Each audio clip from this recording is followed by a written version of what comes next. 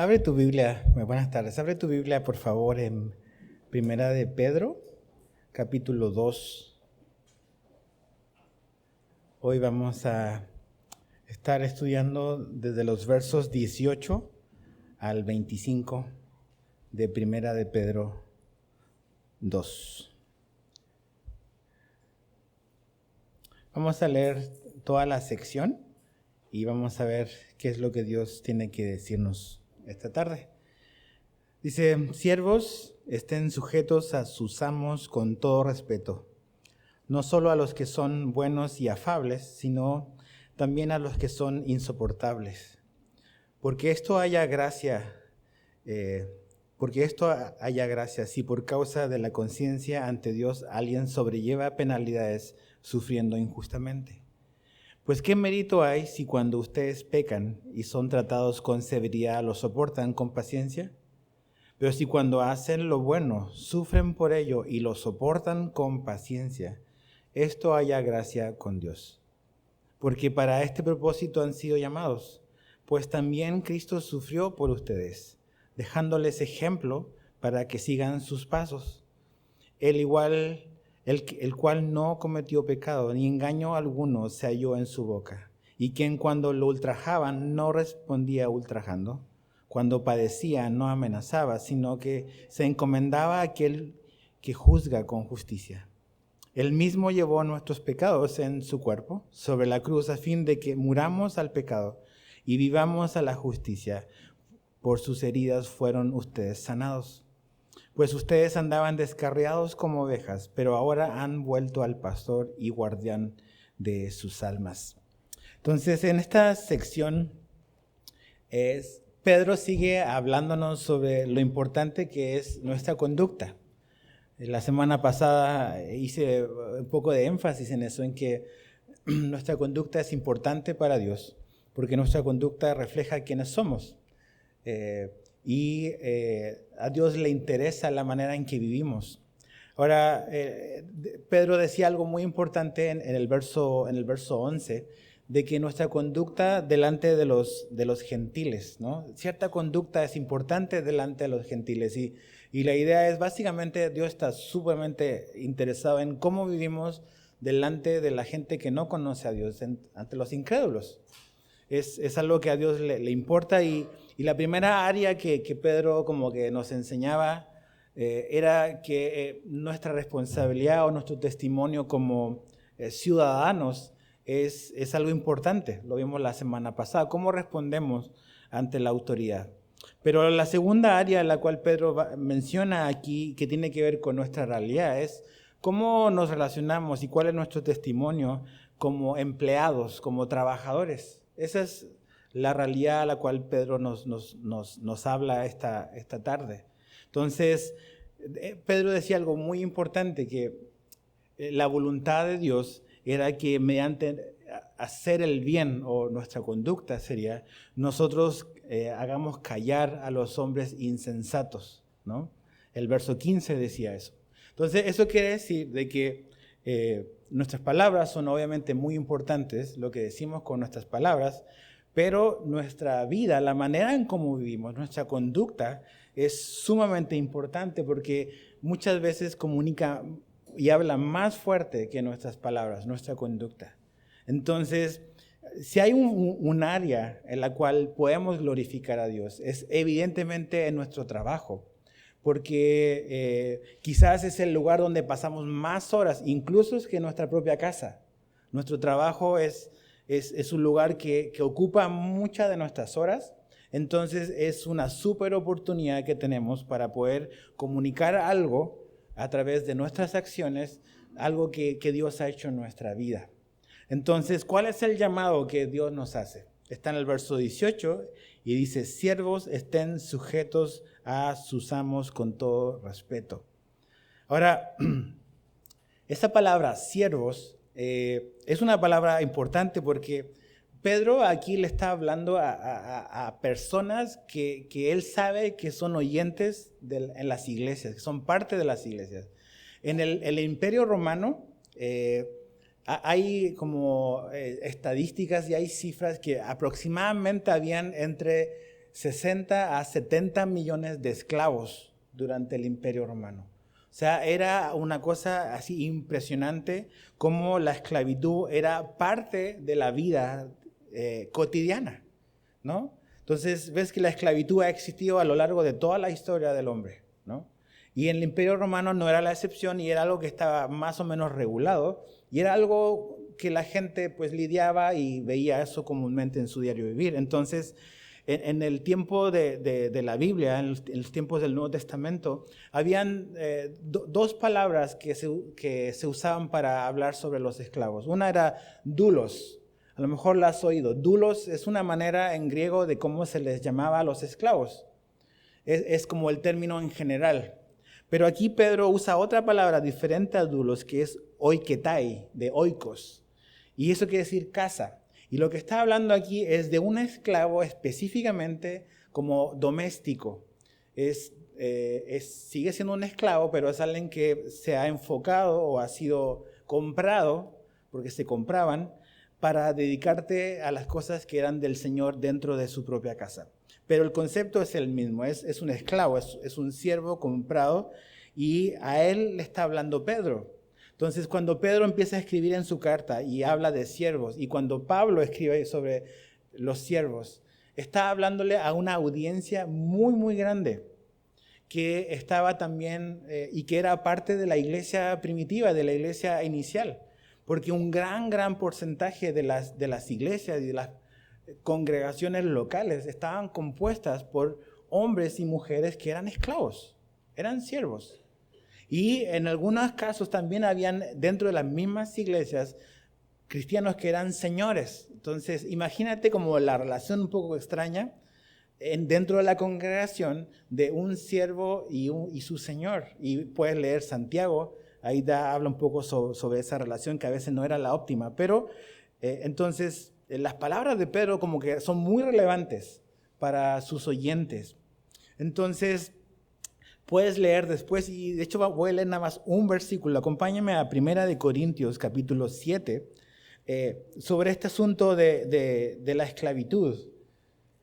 No es que la Biblia y el Nuevo Testamento está fomentando la esclavitud, nada más está reconociendo una realidad, algo que estaba sucediendo en ese tiempo. Y en el capítulo 7 de 1 Corintios, en el verso 20, 1 Corintios 7, 20, Pablo dice lo siguiente. Dice, cada uno permanezca en la condición en que fue llamado. 21, ¿fuiste llamado siendo esclavo? No te preocupes. Aunque si puedes obtener tu libertad, prefiérelo. Y puedes leer después el resto en tu casa. Entonces, Pablo dice, mira, esta es la realidad en la que nos toca vivir. O sea, esto es algo que estaba antes de que nosotros naciésemos y va a seguir por un tiempo. Entonces dice, estás en la condición de que eres un esclavo, no te preocupes, eso no es lo más importante. Aunque dice, si puedes obtener tu libertad, procúralo. O sea, inténtalo. Hay manera a lo mejor de comprarlo, de obtener tu libertad de alguna manera. Si puedes, hazlo, pero eso no es lo más importante. Porque muchas veces la idea podía ser de que la condición en la cual estaban los esclavos y los siervos era tan mala o tan desfavorable que podía pensarse de que en un ambiente así era como imposible servir a Dios, ¿no? Y lo que Pablo nos dice, lo que el Nuevo Testamento nos dice y lo que Pedro nos dice acá, es que a pesar de que las circunstancias no son favorables, pues aún en ese lugar difícil poder honrar y glorificar a Dios, ¿ok? Ahora, obviamente en nuestros tiempos, en los tiempos actuales, en nuestro contexto aquí de Cancún, y de México, no hay esclavitud, al menos como era en estos tiempos del Imperio Romano, no tiene nada que ver. Ahora, ¿cómo podemos contextualizar eso para nuestra realidad? Es obviamente aquí la Biblia y Pedro nos da principios que son útiles para nosotros en nuestra vida laboral, en nuestra vida como trabajadores. Puedes leer como lectura recomendable en Efesios, los últimos capítulos de Efesios, Pablo habla también sobre el empleador y el empleado. También puedes leer Colosenses y también Pablo habla sobre lo mismo para enriquecer un poco más la enseñanza. Pero básicamente la realidad es cómo aterrizamos esto a nuestra vida. Obviamente en los principios que aquí se nos da sobre esto tiene que ver con nuestra vida laboral, con cómo podemos funcionar como trabajadores. Entonces puedes honrar a Dios en tu trabajo. Eso es lo importante que la Biblia nos dice. ¿Por qué? Porque esto es lo que pasa muchas veces. En nuestra mente tenemos esta idea de que hay como una separación entre lo sagrado y lo secular. Entonces, pensamos que servir a Dios es algo que hacemos cuando venimos a la congregación. Y habemos servidores, hacemos de todo, hacemos diferentes cosas. Entonces, como que el servidor o servir a Dios es algo que hacemos los domingos o los miércoles o cuando hay alguna actividad. Y sí es servir a Dios y es muy importante. Pero ¿qué pasa con la gente que no está sirviendo? ¿Significa que no están sirviendo a Dios? ¿O que los que estamos sirviendo solo servimos a Dios aquí mientras estamos haciendo algo? No. Y ese es el error que tenemos que corregir en nuestra mente. Para Dios en el Nuevo Testamento ya no hay separación entre sagrado y secular. Todo es sagrado para Dios en el Nuevo Testamento, absolutamente todo. Todo es importante. Mira lo que Pablo escribió en Colosenses 3:17. Dice, y todo lo que hagan, de palabra o de hecho, háganlo todo en el nombre del Señor Jesús, dando gracias por medio de Él a Dios el Padre. Entonces, claramente dice absolutamente todo lo que hacemos, hagámoslo en el nombre del Señor Jesús. Ahora, evidentemente no es cometer un delito o un crimen y dices, pues yo lo estoy haciendo para el Señor. No, no es eso. Porque dice, hágalo todo en el nombre del Señor Jesús. ¿Puedes vincular el nombre del Señor Jesús a lo que estás haciendo o no? Eso es importante. Pero por muy insignificante que a lo mejor puedas ver tu trabajo, tu profesión, realmente no es insignificante para Dios. ¿Ok? ¿Por qué? Porque en ese lugar donde tú estás sirviendo a Dios. Así debes de verlo, porque esa es la realidad realmente. En el mismo libro de Colosenses, el mismo capítulo 3, pero más abajito en el verso 23, Pablo es aún más claro sobre esto. Y específicamente habla esto sobre la realidad de amos y siervos y trabajo y todo eso. Dice el verso 23, todo lo que hagan, háganlo de corazón como para el Señor y no para los hombres. Ahí está. O sea, todo lo que tú hagas en tu trabajo, porque ese es el contexto inmediato de ese versículo. Todo lo que tú hagas, ya sea como empleador o como empleado, como trabajador, hazlo así, con este principio. Hazlo de corazón y hazlo como para el Señor y no para los hombres. Y ese es un principio sumamente importante, porque otra vez pensemos en los oyentes que están como que escuchando esta carta de Pedro, que a lo mejor toda su vida han visto su circunstancia de ser un siervo, de ser un esclavo, como una maldición, ¿no? Como un fastidio. Y de repente se convierten, vienen a Cristo y Dios les dice, mira, no necesariamente necesitas un nuevo trabajo, lo que necesitas es una nueva motivación. Y la motivación es esta, tu lugar de trabajo, donde tú estás, ahora hazlo para mí, dice el Señor. Hazlo para mí. No lo hagas primeramente para los hombres, hazlo para mí. Entonces, te das cuenta cómo el evangelio es revolucionario, es contracultural, no tiene nada que ver con lo que la cultura enseña. Y tiene todo que ver con esto que es sobrenatural que Dios nos ha revelado y cómo nosotros podemos cambiar y vivir de una manera diferente en este mundo real con muchas cosas que no están bien, pero cómo podemos comenzar a vivir de una manera que glorifica a Dios. Entonces, hazlo para el Señor. Hazlo para el Señor. No puedes cambiar a tu jefe, pero puedes cambiar la actitud y la razón por la cual lo estás haciendo. Ahora, aquí Pedro nos da una palabra sumamente importante que dice, estén sujetos. Es la misma palabra que habla antes y habla después de someternos. Es exactamente la misma palabra en el original. Es sujetarse, es someterse. Y esa palabra es clave para entender muchas de las cosas que Dios nos dice en Primera de Pedro. Porque yo decía la semana pasada que para poder funcionar como Dios quiere que funcionemos, como cristianos, y cómo Dios quiere que funcione la vida civil, la vida del ciudadano, la vida del trabajador, la vida de la familia, la vida del matrimonio, cómo funciona el cielo, esa palabra sujetarse o someterse es sumamente importante. Pedro la usa 7 veces a lo largo de su carta. Y necesitamos entender lo que eso significa y lo que encierra eso.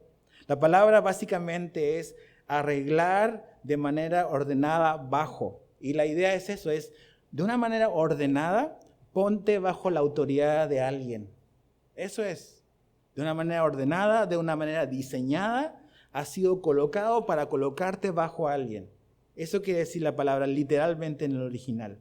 Y en este contexto y en este caso habla de debes de arreglarte de manera ordenada bajo tu jefe. Bajo tu jefe. Y esa es la instrucción de parte de Dios para nosotros. Ahora, obviamente, es una decisión que debemos de tomar.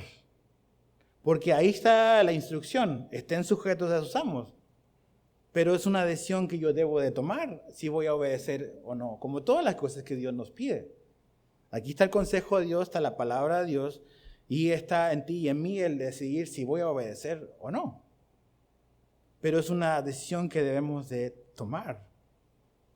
Y cuando habla de estar sujetos, de someternos, de colocarnos en el lugar donde Dios nos ha puesto y poder estar bajo esa autoridad, yo creo que es muy importante en nuestra vida laboral y en tu vida de trabajo que tú como un cristiano que trabaja puedas como que dar lo mejor de ti en el lugar donde estás.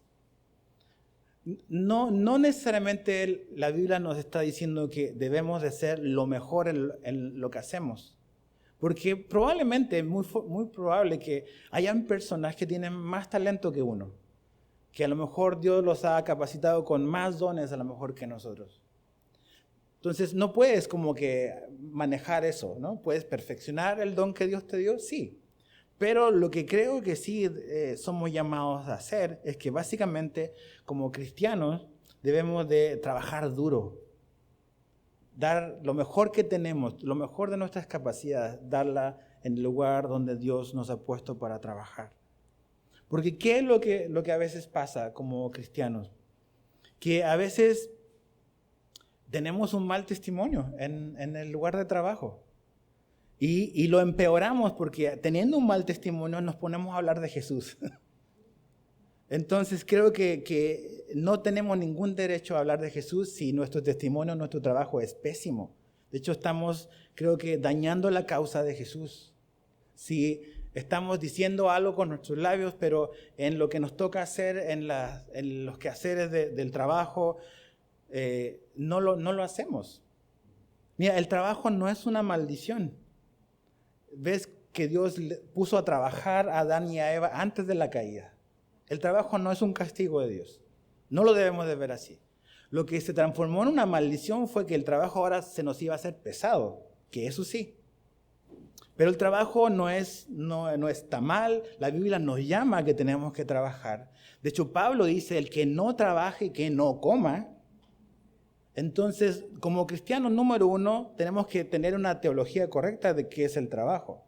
Es un regalo dado por Dios, es una instrucción, es una bendición, es una manera en que proveo para mi casa, es una manera en que honro a Dios. Entonces no puedo ser perezoso en no querer trabajar. Es una manera en que mostramos precisamente que Jesús vive dentro de nosotros.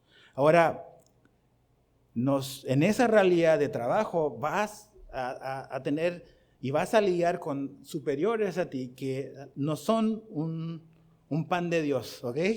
O sea, vas a enfrentar a personas, a jefes, a superiores que no son nada fáciles. Pero no solamente aquí Pedro nos dice qué tenemos que hacer, sino que también nos habla de la actitud, porque dice, estén sujetos a sus amos con todo respeto. Y eso habla de un profundo respeto. Habla de una actitud. Y por eso la palabra es es someterse, encierra una acción y una actitud. Es querer como que obedecer, pero también hacerlo con el corazón y la actitud correcta. De cuando tú ves a esa persona que es tu jefe, que es tu superior, el que te dio trabajo, tú puedas verlo con un profundo respeto. Un profundo respeto. Entonces, eso significa que como cristianos no debiésemos de ser los empleados problemáticos. No debiésemos ser los empleados problemáticos. Entonces, creemos que un cristiano no debiese de vivir quejándose por el trabajo que tiene, vivir como que prestando resistencia a lo que la autoridad o el superior está pidiendo. Obviamente, no significa que el trabajar en un lugar significa como obediencias a ciegas y todo lo que te dicen lo vas a tener que obedecer, porque tienes que escuchar el mensaje de la semana pasada. Nuestra primera autoridad es Dios. Y no vamos a hacer nada, ya sea que el gobierno nos pida o nuestro jefe nos pida, que vaya y atente en contra de lo que Dios claramente nos ha dejado en la Biblia para obedecer. Pero si no es algo que la Biblia prohíbe y no es algo que realmente es algo que tiene que ver con pecado, nuestra responsabilidad es simplemente sujetarte y obedecer. Yo sé que a lo mejor en la interacción que puedas tener a lo mejor con algún jefe, te dará la oportunidad de escuchar tu opinión y saber lo que piensas. Hay otros que no te darán esa posibilidad. Entonces nosotros no debemos de tener esta actitud y ser conocidos como el cristiano problemático, el que se vive quejando, el que vive respondiendo, el que vive debatiendo todo lo que se dice. No podemos ser conocidos por eso. Entonces esa es la actitud. Y si estamos así, necesitamos arrepentirnos, estamos pecando. Ahora, dices, ok, esto aplica solo para los jefes bondadosos, ¿verdad? No. Como en toda la Biblia, es contracultural. Dice, no solo, el verso 18, con los que son buenos y afables, sino también a los que son insoportables. Ok, dices, yo editaría eso de la Biblia, ¿verdad? Lo cambiaría, le pondría mi toque personal. Entonces, ¿cuál es el rango de esta ley de Dios? ¿Cuál es el espectro de aplicación de esto que Dios nos está diciendo? Absolutamente todos. El espectro es amplio. Esto lo aplicamos con los que son buena onda y son buenos jefes, pero también en los que no son tan bondadosos. Aquí Pedro usa una palabra que dice insoportable. Y esa palabra en el original es escolios, de donde viene la palabra escoliosis. Alguien que tiene escoliosis básicamente es una persona que tiene su columna torcida. Y la palabra que está usando Pedro es esa, es a los jefes que son torcidos o retorcidos. A esos jefes, dice, debes de sujetarte a ellos también. Los que no son rectos. Entonces, esto es importante. La sumisión que la Biblia nos dice y nos pide Dios no es una actitud que mostramos solo cuando las circunstancias laborales nos favorecen o cuando el jefe es bondadoso nada más, sino que al contrario, sobre todo cuando mi jefe no es bondadoso y las circunstancias laborales no son favorables. Es ahí realmente donde se demuestra si vamos a obedecer esto. Porque qué gracia tiene, qué chiste tiene sujetarte a un jefe que hace todo lo que tú quieres, ¿verdad? Estaría padre. Pero eso es el mundo ideal, no el mundo en el que vivimos. Además, ¿quién dice que lo que yo quiero es siempre lo correcto? Entonces, es en la dificultad, en la circunstancia no ideal, en la circunstancia injusta, en la cual el carácter de Cristo, la vida del cristiano, la vida del discípulo va a salir a relucir. Entonces, para Dios, la actitud de mi jefe no es excusa para que yo no sea fiel en mi trabajo, ¿ok? Yo no puedo decir, no, es que yo no hago esto porque mira al jefe que tengo, al Señor. No, eso no es una excusa válida para Dios. A pesar de que Él pueda tener un carácter no recto, Dios pide y demanda de mí que yo pueda hacer mi trabajo bien y sujetarme y honrar a esa persona. Ahora tú dices, ¿eso es natural en nosotros? No, ¿verdad? No tiene nada natural en nosotros. Pero por eso es necesario, y esto es solo para los que han nacido de nuevo. No es la vida natural, no es la vida normal, es la vida sobrenatural, la que Dios nos pide vivir ahora que hemos nacido de nuevo, ahora que hemos sido salvos, ahora que tenemos una nueva vida en Cristo. Ahora, fíjate algo en el verso 19. Dice, porque esto haya gracia si por causa de la conciencia ante Dios alguien sobrelleva penalidades sufriendo injustamente. Esa es la cosa. Dice, porque esto haya gracia. ¿Haya gracia ante quién? Ante Dios. Y este es el principio que va a revolucionar y que debe de cambiar nuestra perspectiva sobre el trabajo. Y es que Dios está presente. Tu vida laboral, mi trabajo es algo que está ocurriendo ante, o como dice la Reina Valera, delante de Dios. O sea, mi vida está delante de Él. Y mi vida como trabajador está delante de Dios. Dios está mirando lo que yo estoy haciendo. Dios está mirando cómo estoy desempeñando mi función como trabajador. Tú dices, ok, yo a lo mejor soy un guardia que está cuidando un terreno en la selva y nadie sabe que ese terreno existe y nadie sabe que yo existo. ¿Qué trascendencia tiene eso en la eternidad? Mucha. Tú no sabes para qué, pero Dios está mirando ahí y Dios está contigo ahí. Entonces no hay un trabajo insignificante, nada más hay una percepción errónea y a veces y no pensar bíblicamente. Dios está presente. Entonces, mi vida, mi trabajo está delante de Dios. Otra vez, quizás, muy probablemente, no es que necesitas un nuevo trabajo, lo que necesitas es una nueva motivación. La motivación de que Dios está ahí en tu chamba, que lo que tú estás haciendo está delante de Dios y que puedes usar eso y esa motivación de esa verdad como para hacer las cosas de una manera diferente. Cuando entendemos eso, que lo que haya gracia delante de Dios es esta actitud de, ok, voy a sufrir por algo injusto, porque a lo mejor mi jefe, yo no quiero hacer cosas que no debo y a lo mejor me están poniendo piedritas en el camino, a lo mejor se están aprovechando de mí porque pues voy a trabajar y quiero honrar a Dios y eso a veces lleva a un abuso, a aprovecharse, estás sufriendo injustamente. Recuerda que eso Dios lo está mirando y lo que tú estás haciendo está delante de Dios. Y esto es muy importante. Como todas las cosas que hacemos en la vida, tu trabajo deja de ser algo como secundario, deja de ser algo como que sin importancia, se transforma en un acto de adoración, porque es lo que es. Tu trabajo es un acto de adoración a Dios, estás sirviendo a Dios. No hay separación entre sagrado y secular. Tu trabajo en la oficina, tu trabajo vendiendo a lo mejor elotes en la esquina, tu trabajo como plomero, tu trabajo como ejecutivo, tu trabajo, no sé, el que tengas, se transforma en un acto de adoración a Dios. Eso es lo que es. Lo estás haciendo para el Señor y lo estás ofreciendo para el Señor y estás haciendo las cosas delante de Dios. Él te ve y Él está contigo.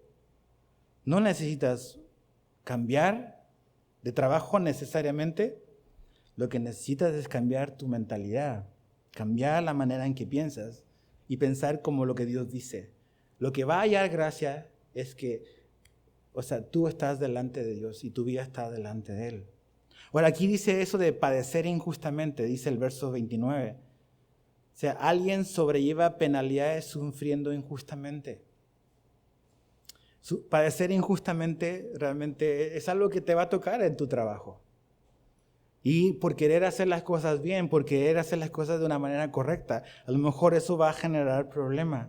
A lo mejor el simple hecho de que seas un cristiano ahora, eso va a generar resistencia en tu jefe, en tus compañeros de trabajo, van a empezar a molestar, van a empezar a hacer una serie de cosas y vas a estar sufriendo injustamente. Pero ¿sabes qué? O sea, no es gran cosa soportar el sufrimiento cuando estamos equivocados. Lo mero bueno es soportar el sufrimiento cuando tenemos la razón. Cuando sabemos que lo que estamos haciendo está bien, cuando sabemos que lo que Dios nos está pidiendo lo estamos haciendo, cuando no estamos mintiendo, cuando no estamos robando, cuando no estamos haciendo pecado y por hacer lo bueno nos va mal, entre comillas. Y antes que hacíamos trampa y todo, como que nos aplaudían y nadie tenía ningún problema. Y se está sufriendo injustamente por hacer lo bueno. Y eso es lo que haya gracia delante de Dios. Que nos mantengamos haciendo lo bueno a pesar de que eso implique sufrir y padecer. Y ser perseguidos por eso. Entonces, no hay gloria ni gracia de Dios cuando sufro por estar pecando. Ahí no hay ni gloria ni la gracia de Dios. Pero la gloria y su gracia son cuando soporto el sufrimiento, siendo inocente por haber hecho lo bueno. Eso es de lo que Pedro está hablando acá. O sea, necesitamos entender que tu vida cambió, nuestra vida cambió. Ya no hacemos las cosas que hacíamos antes, ya nuestra vida debe ser diferente. Ahora eso no siempre le va a gustar a todos. Ya no vas a participar de ciertas cosas que antes contaban contigo con eso en tu trabajo. Y ya eso va a generar resistencia. Y ahí está. Vamos a padecer por eso, injustamente por hacer lo bueno. ¿Qué tenemos que hacer? Saber de que Dios está ahí. Saber que Dios nos está mirando. Asumir y tener paciencia en eso. Perseverancia. ¿Por qué? Porque dice, para esto fuimos llamados. Dice el verso 21, porque para este propósito han sido llamados. Tú y yo fuimos llamados ¿a qué? Fuimos llamados a imitar a Cristo, a seguir a Jesucristo. Ese es nuestro llamado, a seguir y a imitar a Jesús. Mira cómo lo puso Pedro en el capítulo 1, verso 15.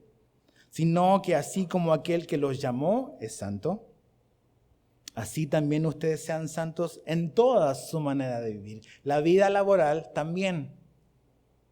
En el mismo libro, Primera Pedro, en el capítulo 2, pero en el verso 9, dice, pero ustedes son linaje escogido, real sacerdocio, nación santa, pueblo adquirido para posesión de Dios, a fin de que anuncien las virtudes de aquel que los llamó de las tinieblas a su luz admirable. Entonces nuestro llamado, hemos sido llamados ¿a qué? A seguir a Jesús y a imitar a Jesús en nuestra manera de vivir. Ahora, este llamado que Jesús nos da, tal como le pasó a Jesús en seguir y cumplir con su llamado del Padre, va a implicar padecer injustamente por hacer lo bueno. Nunca te olvides de eso. O sea, el seguir a Jesús y el imitar su ejemplo va a implicar el padecer injustamente. Porque vivimos en un mundo caído. El pecado está presente en nuestro corazón todavía y en este mundo. Las cosas no se hacen como honran a Dios. Y en nuestro lugar de trabajo no es la excepción. Entonces, realmente debo de estar consciente de que, seguir a Jesús implica que en algún momento voy a raspar con el sistema en el que vivo. Y ya me habla Pedro de cuál debe ser mi actitud, un corazón sumiso, no andar peleando con medio mundo, pero entendiendo de que tarde o que temprano el sufrimiento por una razón injusta me va a alcanzar. Me va a alcanzar, porque eso es, Jesús dijo, si a su Señor le hicieron esto, nosotros que somos siervos no podemos esperar algo diferente. Si tú y yo queremos vivir para Cristo, no, ¿por qué nos sorprende que nos pasen cosas diferentes a Cristo? Ahora, fíjate el verso, la segunda parte del verso 21, dice, pues también Cristo, y aquí está el ejemplo, ¿ok? El verso 18 nos dice lo que tenemos que hacer, después del 19 y 20 nos habla de cuál es el principio que necesitamos considerar, pero en el verso 21 vemos cuál es el ejemplo que debemos de mirar. Dice, pues también Cristo sufrió por ustedes, dejándoles ejemplo, para que sigan sus pasos, el cual no cometió pecado, ni engaño alguno se halló en su boca. y quien cuando lo ultrajaban no respondía ultrajando, cuando padecía no amenazaba, sino que se encomendaba a aquel que juzga con justicia. El ejemplo es Jesús. Jesús nos dejó ejemplo y ese ejemplo le costó sufrimiento a él. Ahora, esta palabra ejemplo es una palabra súper interesante, la encontré muy interesante porque es textual, literalmente, del original quiere decir escribir abajo. Dices, ¿ejemplo eso significa? Sí, en el original significa escribir abajo. Y es la palabra que se usaba cuando un profesor o alguien escribía una letra y el alumno que estaba aprendiendo a escribir escribía la misma letra abajo. ¿Te acuerdas de tu tiempo de escuela? Cuando no sabías ni leer ni escribir, ¿qué te ponían a hacer? A repetir. Está la letra A y empiezas allí y sale horrible. Tus primeras letras, horrible. Si tienes todavía los archivos de tus cuadernos de caligrafía, velos, por favor. Si no han cambiado nada, no ha habido mucho progreso en tu vida. Pero así empezamos, veíamos el original y escribíamos abajo, repetíamos el trazo. ¿Y eso quiere decir ejemplo? Esa es la palabra que usa Pedro. Entonces, ¿qué es lo que Pedro está haciendo? Está delineándonos cuál es el ejemplo de Jesús que nosotros debemos de escribir abajo en nuestra vida. ¿A quién debemos de mirar? ¿Cómo debemos de vivir? ¿Cuál debe ser nuestra actitud? ¿Dónde ponemos nuestros ojos? En Jesús. Jesús es el ejemplo, el modelo que miramos. No otras personas, Jesús. Entonces ahí estamos con nuestro cuaderno de caligrafía en nuestra vida, haciendo cosas que parecen una A, que parecen una B. Y así, poco a poco, ¿no? En nuestra vida, Dios va transformándonos, vamos obedeciendo y nuestra vida empieza a parecerse cada vez más al trazo del diseño original. Pero tenemos que siempre mantenerlo y verlo, y imitarlo. Ahora, algo muy importante que creo que necesitamos como considerar es que Jesús es nuestro ejemplo, ¿ok? Él es nuestro ejemplo. Él hizo o vivió una vida perfecta, Él cumplió la voluntad de Dios a la perfección, pero aún así sufrió, ¿ok? Y eso es importante que lo entendamos, porque hoy a veces está esta idea y esta enseñanza que es falsa, que enseña y dice que los cristianos ahora no vamos y no tenemos por qué pasar por sufrimiento y padecer, ¿no? Eso no tiene nada que ver con la Biblia, absolutamente nada. Pablo en 1 Timoteo dice, cualquiera que quiera vivir una vida piadosa va a sufrir. Entonces, no es que andamos buscando sufrir intencionalmente, pero debemos de saber de que si yo estoy siguiendo a Jesús, si yo quiero vivir y ver a Jesús como mi ejemplo de vida, seguir sus pisadas, yo no puedo esperar que eso no va a traer sufrimiento injusto a mi vida, porque va a venir. Ahora, aquí lo importante, y obviamente tiene un contexto como de tu trabajo, o sea, todos pasan cosas injustas en tu trabajo, has pasado y pasarás. Pero creo que este principio no solamente aplica para nuestra vida laboral, que lo es, porque está justo acá, pero creo que también tiene que ver con cualquier sufrimiento injusto en nuestra vida. ¿Y cuál es el ejemplo? ¿Cuál es la letra que queremos ver y repetir? Es el ejemplo de Cristo. ¿Cuál es el ejemplo de Cristo? Resumido es lo que Pedro nos dice aquí. Jesús nunca pecó. Nunca. O sea, eso quiere decir de que no porque Él sufrió y porque las cosas salieron entre comillas de control y los romanos hicieron esto, los líderes judíos eso, como que eso orilló a Jesús a que Él pecara. No. Jesús nunca pecó. Ni de acción, ni de pensamiento, ni de motivación. Segundo, dice aquí Pedro que Jesús nunca engañó, nunca. ¿Cómo Jesús respondió al sufrimiento injusto? Nunca engañó, absolutamente nunca. Tercero, ¿cómo respondió Jesús al sufrimiento injusto? Nunca respondió a la provocación. Nunca. ¿Cómo Jesús respondió al sufrimiento injusto? Nunca amenazó al sufrir, absolutamente nunca. O sea, nunca le dijo, ya vas a ver nomás, mira. O sea, nunca ves a Jesús haciendo eso. Te veo la salida, ¿no? No. Jesús es hermoso, es glorioso. Jesús no es débil, esta mansedumbre no es debilidad. Es todo lo contrario, es carácter. Como alguien definió mansedumbre, mansedumbre es poder bajo control. Jesús nunca perdió el control, siempre tuvo todo el poder. Así respondió Jesús. Por eso Jesús en la Biblia, en los evangelios, hay una parte nada más en la cual Jesús se describe a sí mismo él. Y es cuando él dice, yo soy manso y humilde de corazón. Es lo único que él dice de él. Dice que él es manso y humilde de corazón. Entonces, dice, ok, todo esto es lo que nunca hizo Jesús, nunca hizo esto cuando estaba sufriendo, cuando lo estaban golpeando, cuando estaban riendo de él, cuando estaban haciendo todas estas cosas brutales en contra de Jesús. Él nunca hizo esto que sería muy normal en nosotros hacer, pero ¿qué hizo Jesús? ¿Cuál es nuestro ejemplo? Dice que él encomendó su causa al Padre, al que juzga justamente. Eso es lo que dice ahí el verso 23.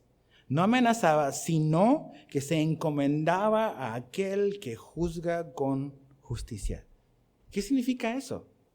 Que Jesús fue obediente al Padre y descansó en el plan de su Padre. Ya yo descanso en eso. Y descansó en que, ok, a pesar de lo brutal y de todo lo que la cruz y el juicio significó en su vida, o sea, salvación se iba a obtener. Salvación. Si Jesús no hubiese pasado por eso, ninguno de nosotros tendría oportunidad alguna de venir a Dios. Fue necesario que Jesús pasara por eso. Era el diseño de Dios, lo abrazó Jesús y lo quiso. Pero ¿qué hizo él? Se encomendó, manso y humilde. Jesús, ¿qué es lo que tuvo en su corazón? Tuvo humildad y se sometió. Humildad y se sometió a su Padre. Entonces piensa un poco en tu realidad. A veces dices, no, que lo que me ha pasado es terrible. Me han hecho esto, yo he hecho esto otro. Y dices como que, qué bueno puede salir de mi vida en todo esto que pasó, que fue horrible y espantoso. Mira a Jesús. ¿Qué hizo Dios con lo que le pasó a Jesús? Si Dios pudo usar algo brutal e injusto como la cruz, puede usar la injusticia en tu historia para que sus buenos propósitos se cumplan. Ponle el nombre que quieras. Entonces, ¿qué es lo que pasa cuando viene la injusticia y dice, no, voy a responder y voy a hacer todo lo que está en mis manos para vengarme, para dañar al otro, para lo que sea? Pero eso no fue lo que hizo Jesús. Jesús encomendó su causa a su Padre. Y eso es lo que debemos hacer nosotros. Eso no quiere decir que necesariamente que si algo pasa sea pecado hacer algo legalmente con las leyes civiles y humanas, porque vemos que Pablo invocó una ley y se refugió en una ley. Pero finalmente entendemos que eso no siempre aplica. Hay momentos donde finalmente tendremos que someternos nada más y poder cumplir con lo que Dios nos dice, porque Dios nos está guiando a eso. y glorificar a Dios en ese sufrimiento siendo inocentes. Lo que siempre debemos hacer, sea cual sea el camino a veces circunstancial que Dios te lleve a tomar, es que debemos primeramente siempre encomendar a Dios nuestra causa. Encomendar a Dios nuestra causa. Entonces, Jesús no es solamente un ejemplo en cómo debemos de vivir, sino que también y sobre todo es un ejemplo en cómo enfrentamos el sufrimiento injusto en nuestra vida. Que todos hemos sufrido injustamente a veces hemos sufrido justamente. El pecado trae sufrimiento a nuestra vida, la desobediencia trae sufrimiento a nuestra vida. Pero también la injusticia de este mundo nos va a hacer sufrir también. ¿Cómo enfrentamos eso? Como Jesús lo enfrentó. Ahora, fíjate el verso 24 y 25 para ir cerrando. Dice, Él mismo llevó nuestros pecados en su cuerpo sobre la cruz a fin de que muramos al pecado y vivamos a la justicia. Porque por sus heridas fueron ustedes sanados. Aquí vemos algo muy importante, que dice que Él llevó nuestros pecados en su cuerpo. Jesús fue nuestro sustituto. Jesús no es solo nuestro ejemplo, Jesús también es nuestro sustituto. Él llevó en la cruz nuestros pecados. Eso quiere decir de que tú y yo no nos podemos salvar a nosotros mismos. Necesitamos un Salvador. Y esto es muy importante y tenemos que entenderlo muy claramente. Esta no es una clase de moralismo, ¿ok? De si yo hago estas buenas cosas, Dios me va a amar. Si yo sigo su ejemplo, Él me va a salvar. No. Por algo aquí Pedro está diciendo, Jesús tuvo que morir para salvarnos. No es siendo una buena persona, no es portándote bien que vas a llegar al cielo. Lo que te enseñó tu mamá o tu abuelita te puede haber salvado de problemas, pero no te va a meter al cielo. Lo que te va a dar acceso ahí es Cristo. Y necesitas un Salvador. No seguir un buen ejemplo nada más. Que necesitamos un buen ejemplo y Jesús es ese ejemplo. Pero antes de eso necesitas nacer de nuevo. Dios necesita salvarte, necesitas arrepentirte de tus pecados y reconocer tu necesidad de salvación. Y que Jesús es la provisión de Dios. Jesús cargó tus pecados, mis pecados en la cruz. Él fue un sustituto. Entonces, pero no solamente eso, no solamente Jesús sufrió para que yo pueda ser salvado, sino que también sufrió para que yo pueda aprender de su ejemplo y sufrir como Él sufrió injustamente. La cruz también me da el poder y Dios también me da el poder para que en una situación injusta yo pueda soportar eso y sobrellevarlo.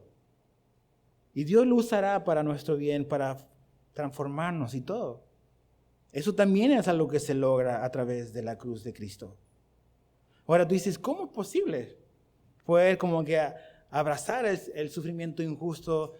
Eso no es natural en nosotros. La única esperanza que tenemos es, número uno, nacer de nuevo. Esta vida no es para alguien que no ha nacido de nuevo. Necesitas ser salvado primero, pero una vez que ya has sido salvado, ya puedes comenzar a hacer tus primeros dibujitos tratando de imitar la letra y comenzar a ser diferente. Para eso necesitas nacer de nuevo y para eso necesitas a Cristo dentro de ti. Por eso Pablo dice en Gálatas 2:20, con Cristo estoy juntamente crucificado. Ya no vivo yo, mas Cristo vive en mí. Esta vida, esta nueva vida, es algo que Dios va a darte si tú vienes en fe y en arrepentimiento. Te va a dar una nueva vida y ahora vas a tener la capacidad de comenzar a imitar a Cristo en tu vida. A comenzar a vivir como Él vivió. ¿Por qué? Porque Cristo no solamente te salvó, sino que Cristo está dentro de ti ahora. Y Él va a poner en ti el querer como el hacer. Tú debes de dejarte guiar, obedecer a la dirección de Dios. Porque esto de sufrir y tener paciencia en el sufrimiento injusto, el tener paciencia cuando injustamente eres tratado de una manera en tu trabajo, no es natural. Dices, pues ya me voy a buscar otro trabajo. Pues a lo mejor busca dirección de Dios. No estoy diciendo que no. Pero si nada más andas y en un año has cambiado 10 veces de trabajo, el problema no es tu trabajo.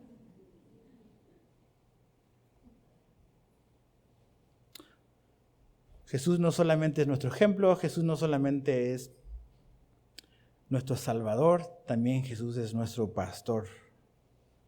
Dice el verso 25, pues ustedes andaban descarriados como ovejas, pero ahora han vuelto al pastor y guardián de sus almas.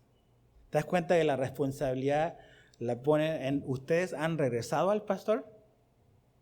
El pastor nos anda buscando, pero también nosotros tenemos de regresar y venir a él. Entonces, Jesús también es nuestra guía y nuestra protección. ¿Okay? Una vez que has sido salvado, Jesús es tu Salvador, Jesús también quiere ser tu pastor y tu Señor. Eso significa que Jesús te quiere guiar. No solamente te quiere salvar y nos salvó del infierno, nos quiere guiar en esta vida. Eso significa que debemos de obedecerle, debemos de confiar en Él, debemos de caminar en sus caminos. Debemos de vivir la vida cristiana guiada y siendo como empoderados por Él, por su Espíritu, para caminar esta vida. Entonces, espero que esto nos sirva, porque mañana tu jefe está esperando por ti. Entonces, necesitas tomar una decisión hoy y todos los días. Absolutamente todos los días. Necesitas tomar una decisión. Recuerda, tu trabajo está delante de Dios y Dios está ahí. Hazlo para Él. Hazlo para Él. Ora por tu jefe, pero haz las cosas para el Señor.